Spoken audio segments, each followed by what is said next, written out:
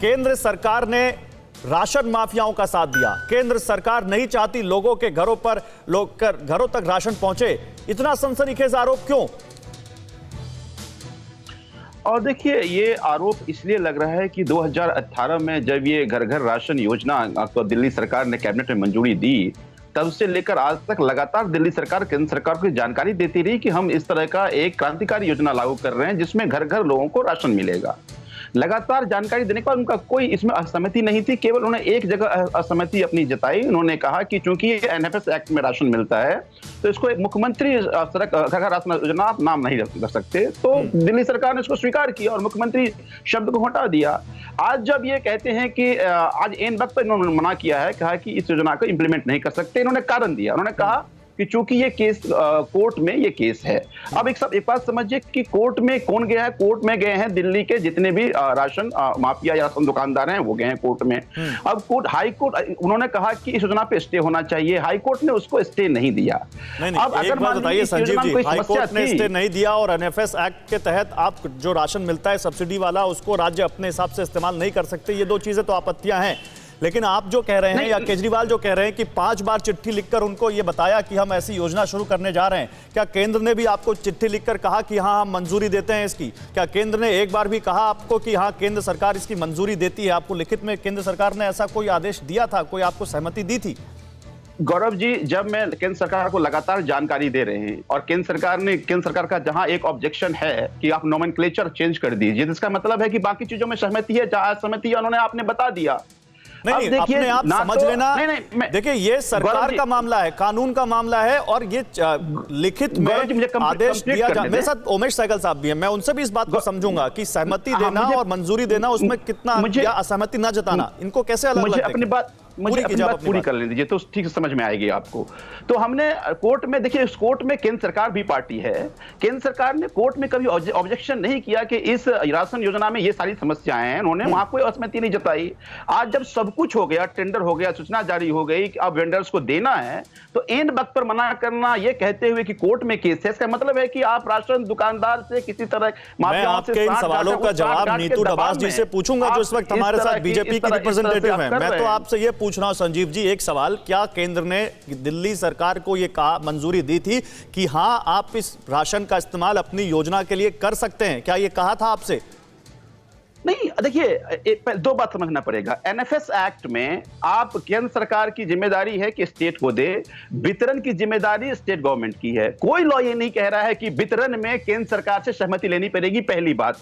तो कानूनी कोई अड़चन नहीं है। दूसरी बात कि जब मैं आपको कह रहा हूं कि ये इंप्लीमेंटेशन हम कर रहे हैं। मैं नीतू डबास को लाता हूं। नीतू जी बताइए, क्या दिक्कत है? आप लोगों को 5 बार चिट्ठी भेजकर बताएगा कि हम ऐसी योजना लागू करने जा रहे हैं, केंद्र ने कोर्ट में भी कोई आपत्ति नहीं जताई।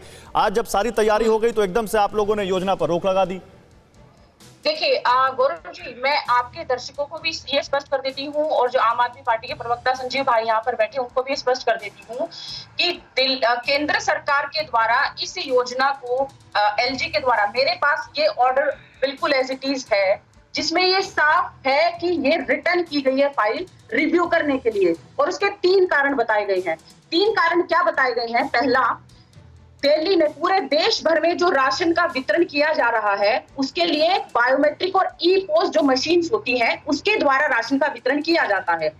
दिल्ली में पहले से भी ये ई पोस्ट और के द्वारा और बायोमेट्रिक सिस्टम के द्वारा इसका वितरण नहीं किया जाएगा। तो साफ साफ शब्दों में एलजी के द्वारा ये पूछा गया है कि बहुत सारी मशीन जो दिल्ली में है वो वर्किंग नहीं है, फंक्शनल नहीं है, तो उसको ठीक करना चाहिए, उसके बाद वितरण का ये सवाल वहां पर रिटर्न किए गए। तो ये तो कह रहे हैं कि आपने कोई आपत्ति नहीं जताई। जो बातें आप कह रही हैं, कह रहे हैं 5 चिट्ठियां हमने भेजी केंद्र सरकार को, कोर्ट में भी केंद्र सरकार पार्टी है, आज तक कोई आपत्ति नहीं जताई। ये जो बातें आप कह रही हैं, क्या ये बातें इनको कन्वे की गई थी?